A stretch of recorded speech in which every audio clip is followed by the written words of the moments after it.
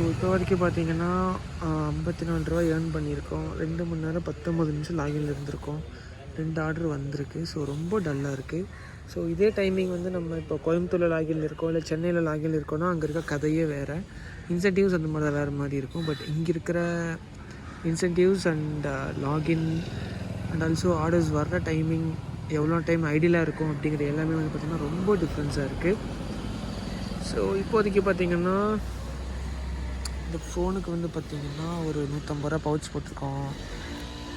Temper ஒரு 150 ரூபா, petrol ஒரு 300 ரூபா, டூப்ளிகேட் சாவி போட்டது ஒரு 120 ரூபா. சரிங்களா? ஸோ போட்டு முடிச்சுட்டு இப்போது அடுத்த ஆர்டருக்காக வெயிட் பண்ணிகிட்ருக்கோம். 300, 600, ஸோ 720 ரூபா, 720 ரூபா இப்போதைக்கு செலவாயிருக்கு.